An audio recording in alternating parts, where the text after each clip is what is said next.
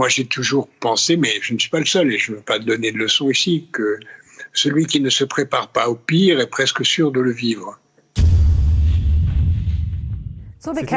Pour lutter contre la pandémie de coronavirus, des mesures jusqu'ici impensables dans les démocraties normales ont été prises dans le monde entier. Toutefois, les retombées économiques dévastatrices de ces mesures sont de plus en plus évidentes. Selon les estimations de la société de conseil McKinsey, rien qu'en Europe, 59 millions d'emplois sont menacés par les mesures prises face au coronavirus, ce qui pourrait entraîner 2 fois plus de chômage dans les mois à venir. Dans ce contexte, une déclaration du Dr Eberhard Hammer, ancien professeur de politique économique et financière, est alarmante. Selon lui, dans l'économie mondiale, il se passe rarement ou jamais quelque chose qui ne soit pas contrôlé. De ce fait, l'arrêt de l'économie mondiale pourrait également être une action contrôlée. Si tel est le cas, une question se pose naturellement. Qui le veut ou qui en bénéficie ? Nous essayons donc de montrer le contexte et les bénéficiaires de la crise financière et économique déclenchée par le coronavirus. Restez à l'écoute. Les banques ont été sauvées aux dépens des hôpitaux. Après la crise financière de 2008, la Commission européenne et la Banque centrale européenne, la BCE, ont fait tout ce qu'elles pouvaient pour sauver les banques avec des sommes importantes, se chiffrant en milliards. Cependant, l'achat par la BCE d'obligations d'État italiennes a obligé le gouvernement italien à procéder à de sévères réductions des dépenses publiques. Il convient de noter qu'aucune mesure d'économie n'avait été exigée, mais plutôt, entre autres, des coupes très ciblées dans les dépenses sociales. En conséquence, le nombre d'hôpitaux, par exemple, a diminué de 15%. La crise du système de santé en Italie, qui est devenue particulièrement visible lors de la crise du coronavirus, est donc une conséquence de cette politique d'austérité. Il en a été de même en Espagne et surtout en Grèce, où le financement public a été réduit de près de moitié entre 2009 et 2016. Plus de 13 000 médecins et plus de 26 000 autres travailleurs de santé ont été licenciés. 54 des 137 hôpitaux ont été fermés et le budget de ceux qui restaient a été réduit de 40%.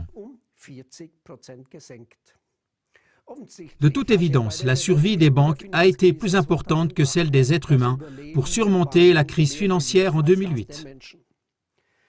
La question se pose donc, en sera-t-il autrement dans la crise économique mondiale déclenchée par le coronavirus ? Coronavirus, la plus grande crise de l'histoire de l'économie mondiale. Suite à la crise du Covid-19, l'indice boursier allemand a chuté de 40% en seulement 3 semaines.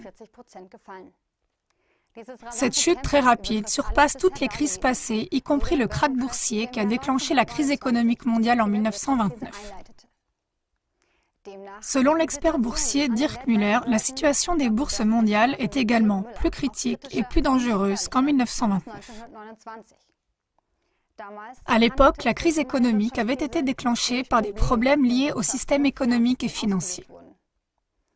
Aujourd'hui, les difficultés sont aggravées par l'arrêt de l'économie mondiale et les confinements fréquemment imposés. En conséquence, la production dans de nombreux secteurs s'est effondrée au même titre que la demande des consommateurs.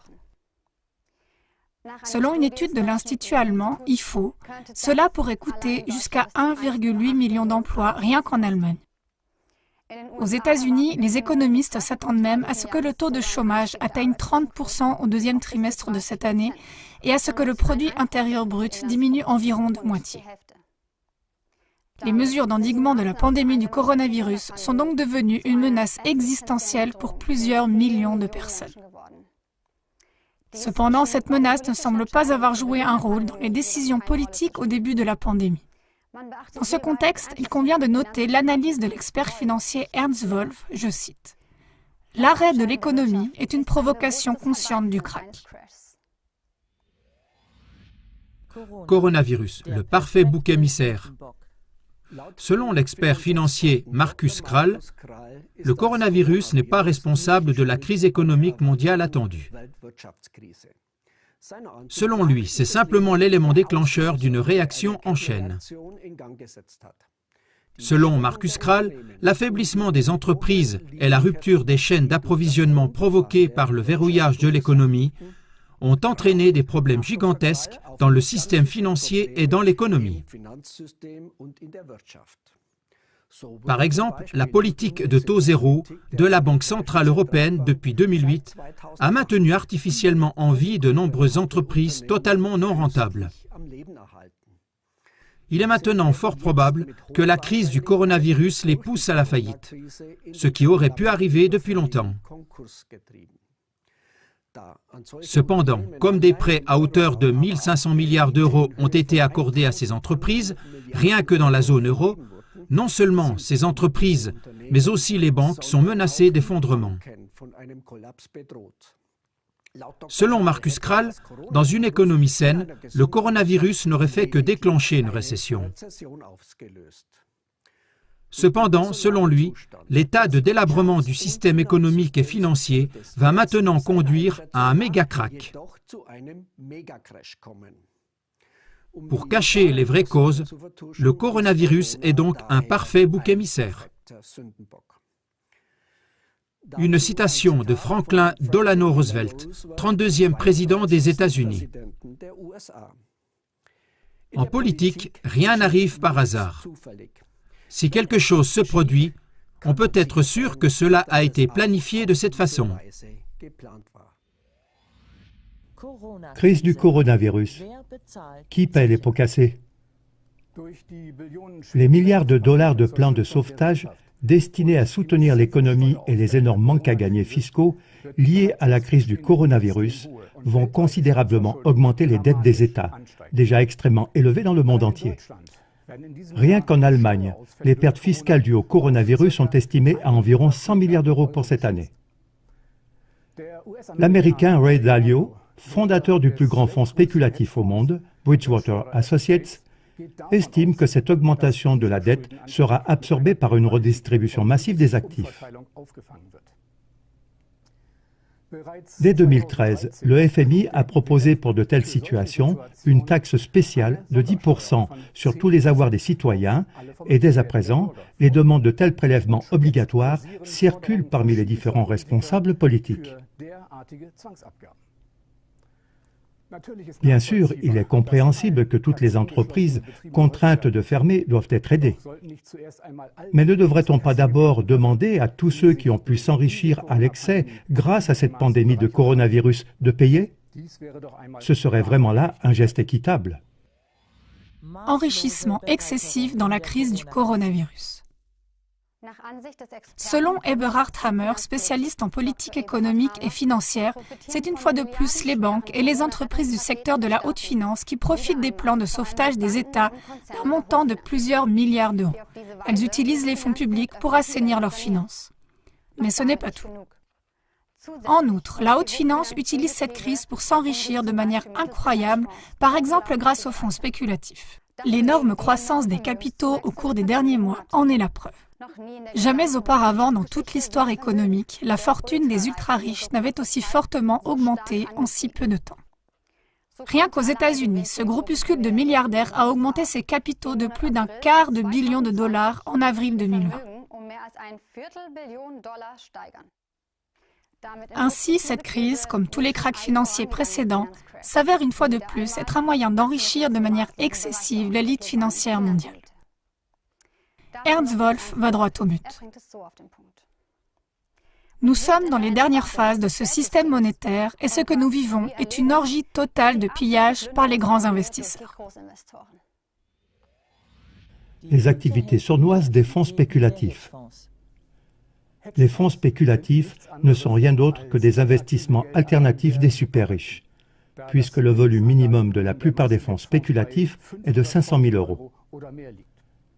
On estime que les fonds spéculatifs gèrent actuellement plus de 1 900 milliards de dollars dans le monde et peuvent donc avoir un impact très important sur les gouvernements, les entreprises et notre système financier. L'une des caractéristiques de ces fonds est qu'ils ne sont pratiquement jamais surveillés et qu'ils font des paris sur la hausse ou sur la baisse des cours. Cela leur permet de jouer à un jeu sournois. Avec leur pouvoir financier presque illimité, ils peuvent, par exemple, contrôler à volonté le cours des actions, racheter des entreprises et même les ruiner de manière ciblée. De cette façon, ils réalisent des profits élevés et s'enrichissent au détriment de la souffrance des autres. Cette affaire est très lucrative, surtout en temps de crise, car de nombreuses entreprises connaissent des difficultés financières.